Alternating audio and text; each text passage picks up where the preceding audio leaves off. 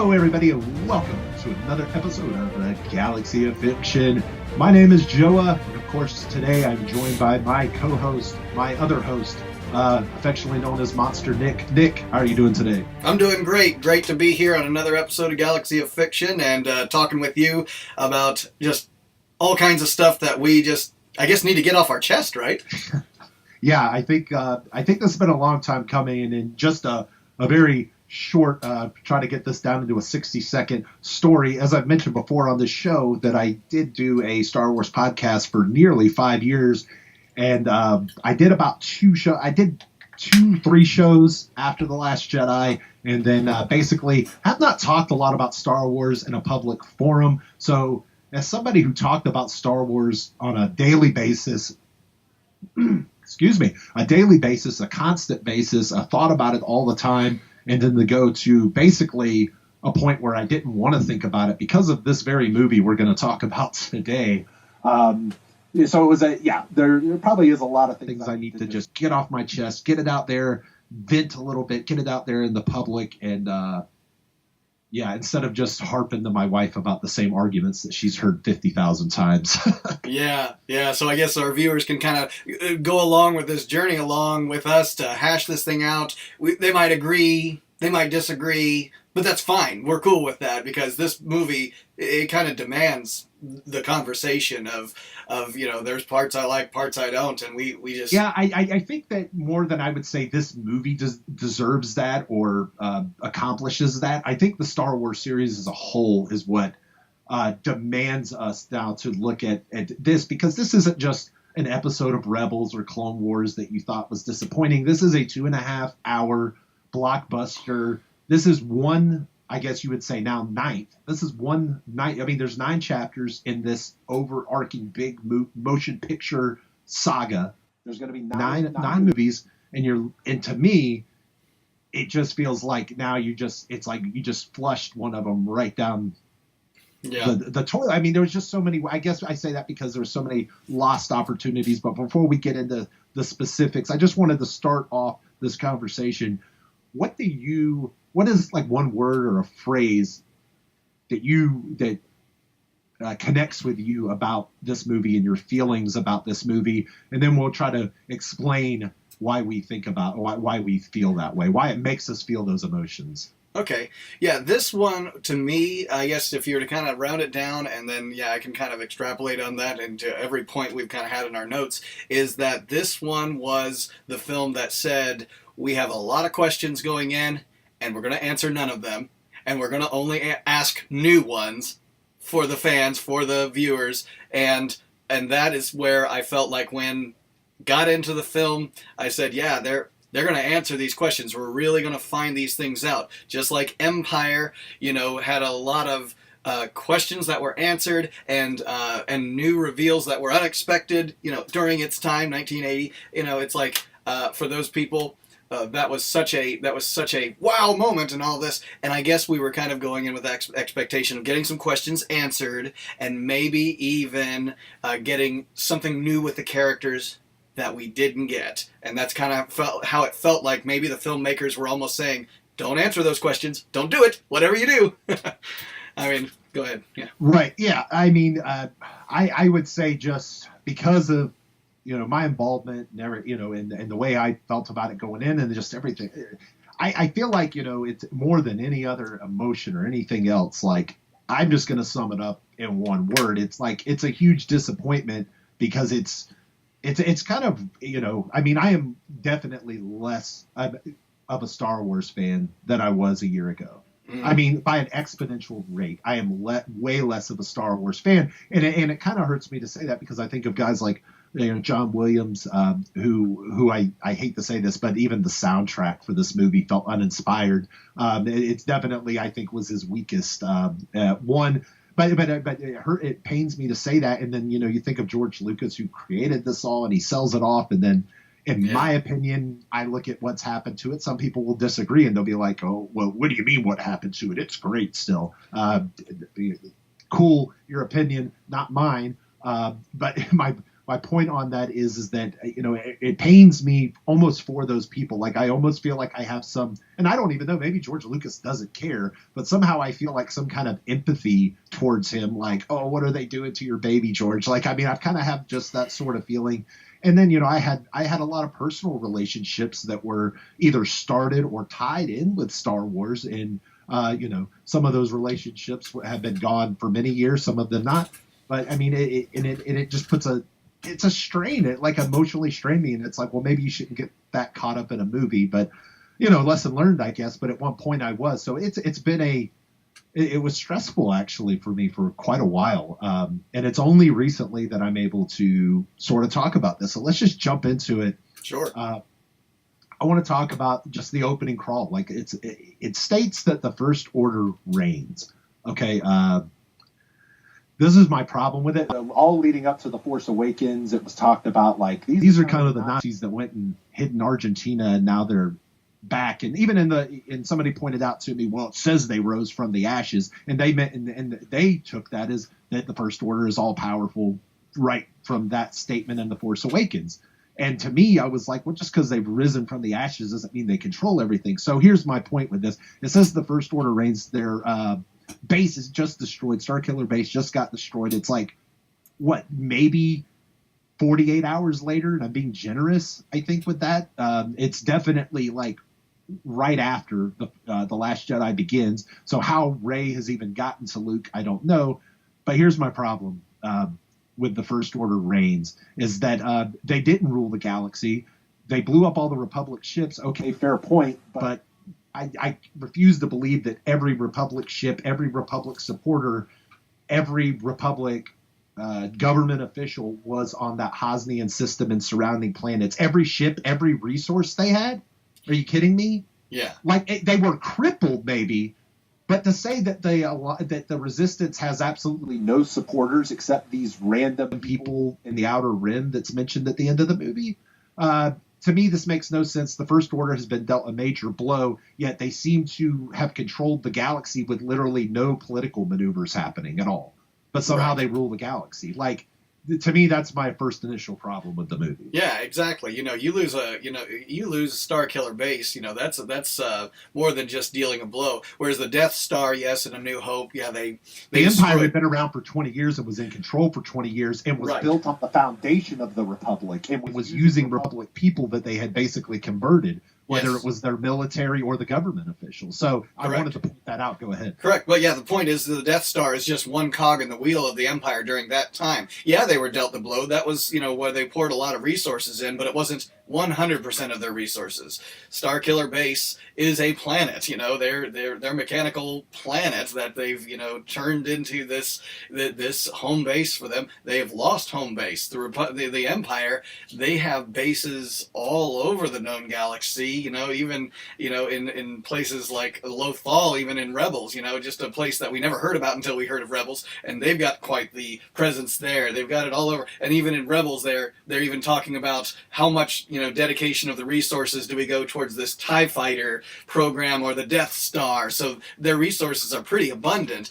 And you have everybody involved. You're not working in the shadows, which is what seemingly the First Order was having to do from the little bit of backstory that we've been given in other canonical things like novels or whatever. There just isn't enough there to rationalize the explanation of a lot of that. And then I guess that becomes, and then it actually entrenches itself within the leader itself. Snoke, he kind of has the same problem storytelling wise as the organization of the First Order does. It's like, where did he come from? Why is he important? How does he have this influence? And then that's ignored as well. So I mentioned the fleet here. Just let me go over my notes real quick just to make sure I'm not missing any points that I definitely want to make. Yeah, we could just move on from that. So that you brought it up earlier. They just added a lot of questions, and they didn't want to answer any new ones. So they put all these. They have. I'm trying to think of a good example of the questions kind of they do pose. But right here at the beginning of the movie, you've got Poe and Hux, and they have this comedy routine. And it basically turns Hux, who I didn't feel was that kind of character in The Force Awakens. I felt like you could take him pretty seriously in The Force Awakens, and now he turns into a cartoon character for Snoke to kind of throw around. I have a problem with Snoke showing himself through hologram on the deck, because in The Force Awakens, it was like, you got to come to this private chamber. There was I don't want everybody to know what I look like, kind of mystery shroud. Kind of almost like how you felt like the Emperor might have been at one point. Exactly. And then he just exposes himself on the deck for everybody on that bridge to see. And then he just throws him around and flopping him around like a fish. It not only destroys Hux's character, it deflates Snoke's character, because now he's not menacing. Like, he's funny. He's doing funny stuff. He's not that bad. Like, it affects your mind where you don't find him as menacing. And Hux, it definitely destroys his character. Yeah, in fact, he was supposed to be so in control. He gave that, that very Hitler-style speech, in Force Awakens. Yeah, that was a good scene, and the reflection is that the cinematography in that scene. Yes. Yeah, and you really kind of looked at him kind of as a new kind of sort of Moff Tarkin kind of character. He's in control of the military aspect of things. He answers to the Emperor, and, so that's where his place in the story is. But even more so that he's got, that much of a military presence. He's rallying the troops and all this, and I'm like, wow, there's some fear that we kind of inherently get while watching that scene. Now, he's a ragdoll, isn't he? He's just being tossed around the bridge of the ship. And then Snoke says something about sniveling, whatever, calls him a name to Kylo. It just really just demeans him, not to the character itself, but us as the audience. Now we know he thinks Hux is just this lowly, they're like everybody. It's like the guys Vader was choking. The difference is Vader's like choking the guy out. He's not messing around. He moves on. You're in control now. Vader's not, flopping him around like a fish, like laughing at him. Like, I feel like, now I'm not saying Snoke has to have Vader's personality, but Snoke being as obsessed with Vader as he seems to be, because I think the obsession here is, we'll actually just talk about this, and it's not necessarily a negative reflection or a positive reflection on the movie, but what do I make of Snoke's obsession of Darth Vader? Because I feel like that's the obsession. I don't think Kylo is obsessed with Darth Vader. I think he has been propagated into being obsessed with Darth Vader by Snoke. I feel like that's where Rian Johnson was leading this. He said, I thought you would be a new... Is he talking about Vader to get through to Kylo, or is he talking about it because that was his motivation? I don't know. What are your thoughts on that? On the Vader kind of, the relationship of Vader and all that. Who's obsessed with Vader? Is it Snoke or Kylo, I guess, is the fundamental question. In this film, definitely Snoke. In the last film, I probably would have disagreed with you because, we really didn't have any evidence to the contrary. Correct. Like, we didn't know Snoke was, like, really talking about Vader that way. Yes. But Vader, like, he's talking about... I mean, like... What are you talking about? Like, either he is misrepresenting what Vader was, or he's doesn't know, like Snoke himself doesn't know, and is just misinformed. Yeah. Anyway, like that, it's an interesting point. I think it would be, is he using it as a manipulation, or is he really the one obsessed with Darth Vader? And why might he be obsessed with Darth Vader? I don't know. I see it like this. Is that Snoke is using maybe what's already a trigger in... and that is definitely plausible. Yeah, the trigger in Kylo, because he knows the hot buttons to push in Kylo. But yeah, you did not see that happening, really in Force Awakens. He's kneeling at the mask of Vader and all of that, and kind of invoking his grandfather's spirit and all that. And so if we just had that film alone, we would have probably saw the Kylo obsession with Vader. And then this film kind of does turn that around, which, does beg that question. Take the obsession in Kylo, maybe. Like Correct. You say, you should be like your grandfather, and Kylo's like, yeah, that's a good idea. Right. Or is Snoke just simply feasting on what are his desires, and that's why he talks about Vader? It could go either way, honestly. Let me jump into this. Poe disobeying the orders. Okay, like this gets like all of this stuff with Poe and the women gets a lot of ugliness on social media. I just want to avoid all of that. Like I'm not interested in that. my interest in this is he does disobey the orders. It's a plot line in the movie. Great. Why do those bombers that come in and bomb the ship? Let's forget, like I'm not even going to point out that why are the bombs dropping in space because there's no gravity. Yes. But whatever. Like I'll suspend my disbelief for that. But why are the bombers still going to attack the dreadnought? Because Leia has told Poe they don't have communicators. Like, why are they still going to help Poe? They're not heroes at that point. They're basically disobeying orders just like Poe was. But then Leia refers to them as dead heroes. Like, did I miss something here on my rewatch? Why are those bombers still following Poe? Like, they should be listening to Leia, or they're just, but that's never. Yes. In fact, if you actually ask anyone in the military, that whole idea of chain of command and the orders coming from on high, that is paramount. The idea of chain of command, once that breaks down, ask any military, is that, this whole, it's romanticized in a lot of fiction, of course, this whole idea of somebody disobeying direct orders and, maybe saving the day, and then all is forgiven because you saved the day. But, maybe this one brought in a little bit of the reality that became a failure. But you're right, if they heard those direct orders and Poe is still sending them in, it's like, wait. You have that many people willing to disobey Leia's orders. Correct. So now this isn't it's not just a flaw of Poe's. You're saying this is a flaw of many, many, many people that ended up just dying. But so they're not going to get any repercussions except for they died. Obviously, the biggest repercussion of them all, I guess. But yeah, I mean, that was my problem with it. And I was like, wait a minute, did I miss something? Did I miss a piece of dialogue here? No, I think it was just basically kind of just, let's move along in the story. But there was no explanation. Even if you show me them saying, yes, Poe, we'll follow you, and there was something of that, at least now there's a story explanation. But now it's just a huge plot hole.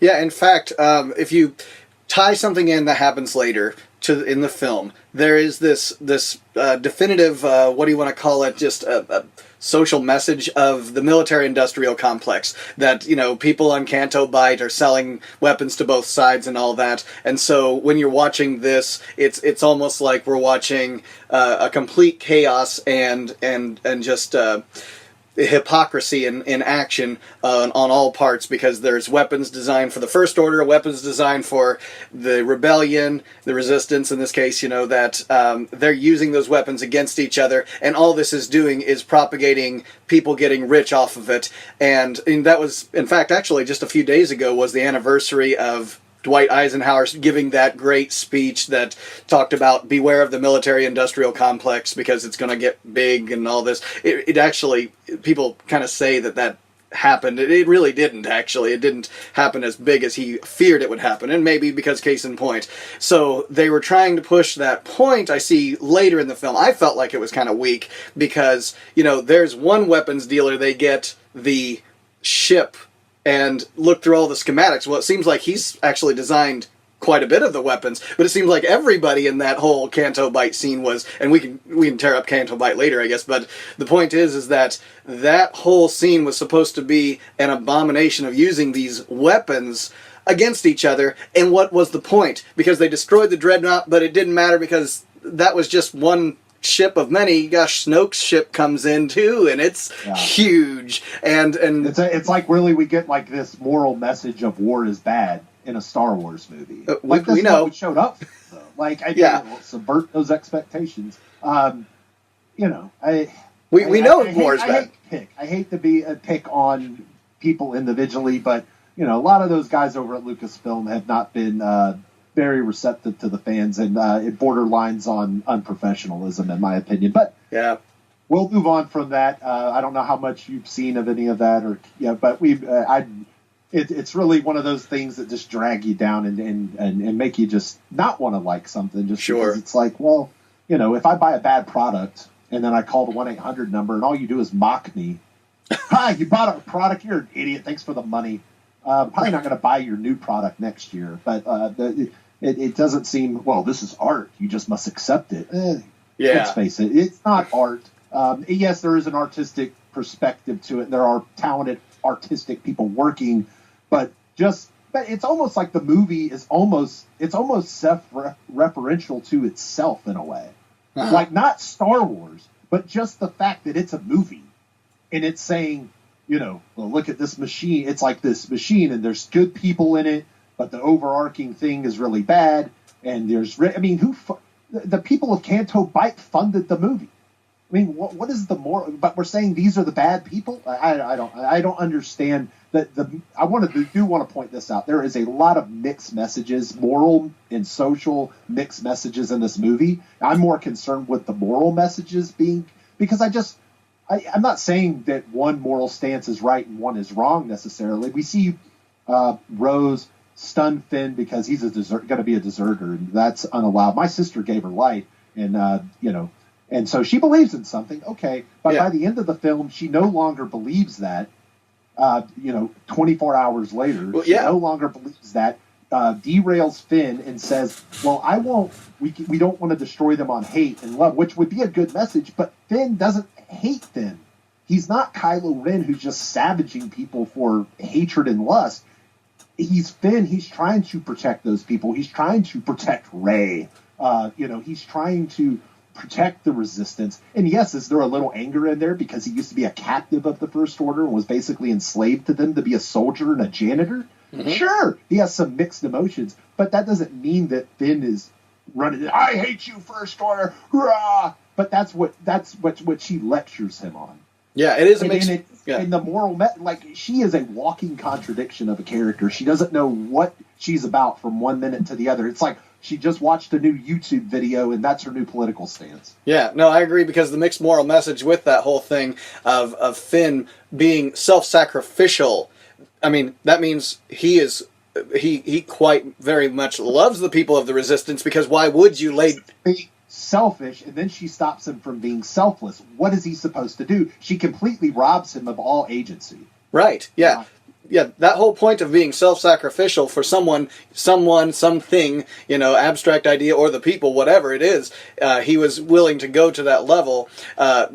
Not so much because of the hate, but because of what his awakening was, is that he saw, how despicable this First Order is, and, but someone who is a traitor of that is probably considered a coward, who wouldn't join the Resistance and be completely 180'd to be able to do something like that. But you're right, yeah, he was willing to do so much, he was willing to jump into the escape pod. What a great arc for his story, because he goes from, I want to run away, I want to run away, I want to run away. Shove it down your throat in The Force Awakens, I want to run away. Then they even introduce it right here at the beginning of The Last Jedi.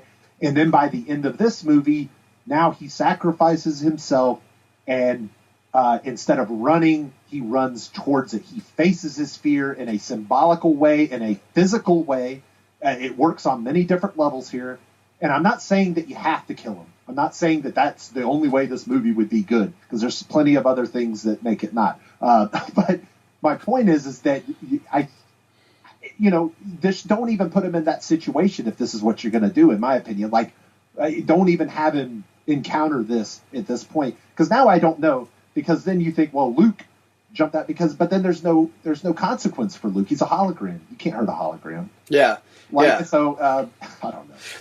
There is something about that whole idea of with this film saying we're going to be unpredictable, and being unpredictable for unpredictable sake is kind of a new sort of filmmaking way of doing things. I be unpredictable and boring at the same time, because I usually think of those two ideas being contradictory of each other, but not in this case. Yeah, I don't mind being unpredictable. I don't mind it. But if it's unpredictable but actually is contradictory, like you said, and it's boring, in this case, it's like, what did we learn here from this? Nothing, really, actually. We didn't take anything more from it. It didn't change the story or the characters. Most of the characters don't have any character arc change, and the story is basically the story we've been in a million times before in Star Wars, and it's basically the same situation we were left off in The Force Awakens. It's just that much smaller, but really the situation in itself is no different. It's just a smaller number. All you're talking about is a mathematical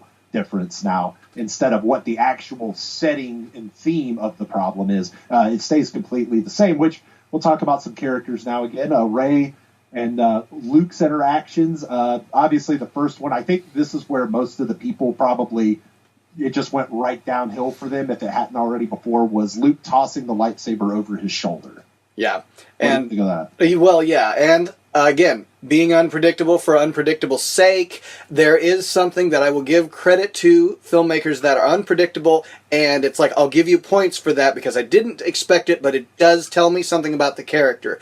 I actually felt like in this case, that was actually unpredictable in a sense. It's like, I guess he could have done a number of things with that lightsaber when he got it. The possibilities are endless. And yeah, I didn't expect him to ignite it and say, yes, I'm going to join you and everything's going to be great. No, I did expect there to be conflict because that's what makes for good storytelling. Now, otherwise, why was he on that planet to begin with? He couldn't have just been happy-go-lucky. And why? I don't know why. It seems like Luke's character is probably one of the things I have the fewest problems with, actually, but it seems to be a big bugger for other people. But I don't necessarily. I feel like there's other things that you can easily just be like, ugh. But Luke's character, I think, is it? It's not. No, it's not the Luke. But you knew it wasn't going to be because he had run off to this planet. You knew there had to be some depression. There had to be these other emotional scars. Something was going on with him. So to expect him to just be the old Luke Skywalker right from the beginning, I don't understand those people. He does eventually kind of come around, I guess. So his character does change, but again, the mixed signals, because when he does confront Kylo, he basically tells Leia seconds before that nobody's ever really gone. And then, but his message to Kylo is, "No, I'm not here to save you. See you around, kid." He's very a lot of mocking in the tone. The John Wayne thing, not a fan of. Not that I'm saying John Wayne did this. It was just very bravado-ish. Yeah. John Wayne, which is surprising that you would have that kind of masculinity and bravado come through in this movie, because I feel like that's what they were actually trying to discourage. Yes. Yeah. But like you have that bravado of Luke. I wasn't a fan of it because I didn't feel like that was in character with Luke. I don't remember Luke being cocky. I wouldn't even say Han Solo would even do that. Like, because Han wouldn't be that boisterous. So, like, to me, that's almost, I don't know what character in Star Wars would do that. There's probably one that would. Maybe Anakin would have done that in his Anakin form, like Clone Wars Anakin or something. He might have done something like that. To me, this is not 60-year-old Luke doing that. But again, I didn't have as many problems with that. My only problem is his mixed messages, because it's nobody's ever really gone. And then he tells Kylo, and then it goes all the way back to, well, I'm going to save my father. And then, but no, this guy's gone. He's done way too many terrible things. Vader killed kids. Like, has Kylo done anything worse than Vader did? I don't think so. Here's what I kind of wished, maybe in the unpredictability sort of way, with Luke's response to Rey. That was actually sort of, to me, very formulaic. The grizzled old communicated, Jedi, the guy with supposedly all the answers, but he's had some turmoil, and so he's escaped it all. Let's superimpose Yoda on top of this. He goes to Dagobah, and it's for a spiritual reason and all that. But you don't see in Yoda's environment and surroundings when Luke encounters him. He doesn't know who he is, and he's there to learn. Yoda does reject him at first because the whole idea is he's impatient, all this. In the case of Rey and Luke coming together, Luke's unwillingness to train her and respond to her and all this has really nothing to do with the whole idea of Rey being young and impatient and impulsive or anything like that. It really has to do with the fact that Luke is trying to maybe get rid of all those triggers in his life, but yet, if he's trying to get id of his past, he's trying to get rid of all his triggers by, evacuating himself to this island, this corner of the galaxy where no one can find him. Yet in his room, he's got all those same reminders of his past. Yeah. So what was the point? So yes, he gets. Well, I think I don't. Yeah, I think I will give a pass there just because I feel like it shows the conflict of the character. Mm-hmm. And so maybe it's just showing. Maybe it's not a plot hole or a conflict of narrative. Maybe it's just a conflict of character. Okay. Characters conflicted. So maybe I can rationalize that a little bit there with that. I would say So I'll say that for the movie. I would say with like your John Wayne kind of thing, the cocky Luke saying he's he's grown, he's actually gone through the hardships and all of this. He's gone through struggles, and he's a totally different person in some facets, definitely. Yeah, but he does acknowledge that, it's because I was Luke Skywalker, the great Luke Skywalker, that I felt like I could, overcome things. I could train this new group of Jedi and all of this. And obviously, it didn't work out, so he's pulled himself away. So brushing kind of goes back to that Luke, when you're not supposed to be that way. In fact, he just encountered Yoda, who gives him another lesson about the failures that you've gone through. So, why is he doing what he's doing and all that? And I guess maybe he's almost antagonizing Kylo. Yeah. And it's like, what is obviously he couldn't have killed Kylo, so I don't know that you can say, because a Jedi never uses the Force for attack, only for defense. That's, I think that to me, that's like, the fundamental line of what should be the Jedi is that a Jedi never uses the Force for attack. It's the Yoda line from Empire. That, to me, that's the fundamental basis of not the Force, but being a Jedi. Yes. And there's a huge difference, and I'm glad that Luke says that in the movie. They make a very distinct point. Just if the Jedi died, that doesn't mean the light side dies. The Jedi and the light side are not the same thing. The Sith and the dark side are not the same thing. Ryan does a very good job of over-explaining this and shoving it in our face. I used to say it on my Star Wars podcast all the time. I used to make references to this before The Last Jedi came out because it was never talked about because so many people just completely tie the Jedi and the light together, and it's just a misconception. I don't know that it needs to be a story plot in the movie, but I guess for this movie, The Last Jedi, the Jedi need to end. I guess it does have some significance to talk about such things. In fact, what about Luke talking? First he doesn't even want the Jedi Order to be around anymore. Yeah. So he wants the existence gone. So him and Snoke actually are aligned in this at a certain point in the movie because neither one of them want the Jedi reborn. Right. So they actually have the same. And it's funny because Leia and Snoke actually have a lot of the same things in The Force Awakens. Their motives are very parallel to each other. Their goals, they're both going after kind of the same things as we want to find Luke. Right. And things like this. So